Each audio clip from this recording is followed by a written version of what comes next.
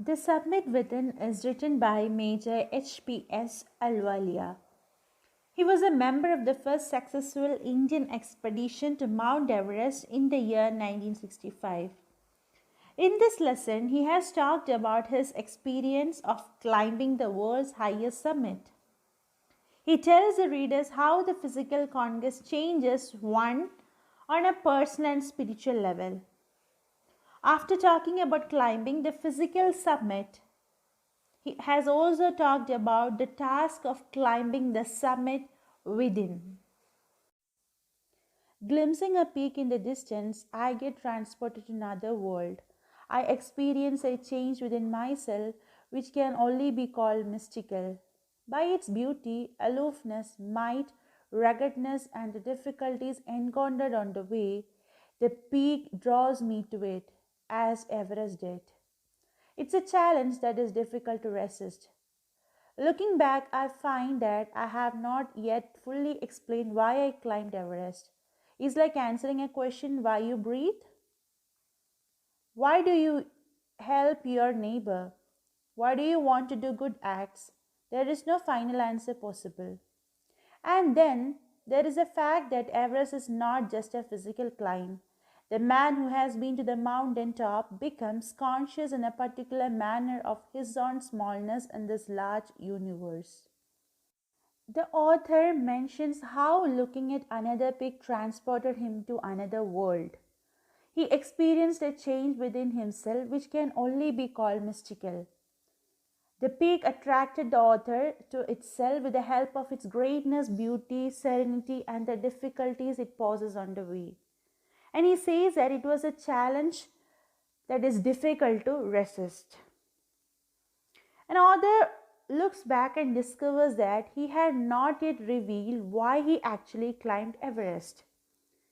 And he compares it by asking a question that why one breathes, or why one helps their neighbor, or why one does a good deed. It is impossible to find an answer to these questions. And he also mentions the fact that Everest is not just a physical climb, but it changes the person in a way that makes him aware how small he and his problems are in this infinite universe. The physical contest of a mountain is only one part of the achievement. There is more to it than that. It is followed by the sense of fulfillment.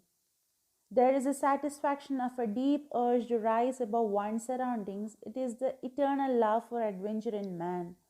The experience is not merely physical, it is emotional and it is spiritual. Consider a typical climb towards the summit on the last heights. You are sharing a rope with another climber. You firm in, he cuts the steps in the hard ice. Then he belays and you inch your way up. The climb is grim. You strain every nerve as you take every step. Famous climbers have left records of the help given by others. They have also recorded how they needed just that help, else they might have given up. Breathing is that difficult. You curse yourself for having let yourself in for this. You wonder why you ever undertook the ascent. There are moments when you feel like going back. It would be sheer relief to go down instead of up. But almost at once you snap out of that mood, there is something in you that does not let you give up the struggle, and you go on. Your companion keeps up with you, just another 50 feet or 100 maybe. You ask yourself, is there no need?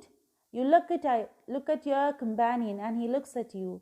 You draw inspiration from each other, and then, without first being aware of it, you are at the summit. The meaning of conquest is conquering. The author says that the overcoming of physical barriers is only one bit of the accomplishment. There is a lot more to it, like the sense of accomplishment, the satisfying urge to rise above the current circumstances. It is never ending desire for adventure in a person. So the experience is not just physical but emotional and spiritual too. Then the writer begins evaluating a usual climb to a summit where you are sharing the route with other climbers. As you make yourself firm, he moves ahead as he carves the hard ice with his feet, only to further fix the rope to help you inch your way up. It is a difficult climb that puts pressure on every nerve as you take a step forward. And he mentions how it has been recorded by some famous climbers who having taken help from others and how it was the only thing they needed at that moment to move forward. Else they would have given up. It is indeed very difficult to breathe at such high altitudes and cold temperatures. It is so hard that you curse yourself for signing up for this and you start questioning why you undertook it all at the first time. It pushes you to give up, and the idea of going back looks revealing at that moment. Then, almost instantly, you are out of that mood. You feel something in yourself that does not let you give up, and you move on. Your companion is always there with you. As you climb and look at the distance left, you feel as if there is no end. You and your companion both look at each other in search of motivation. Then, suddenly, without even realizing it at first, you're already at the summit.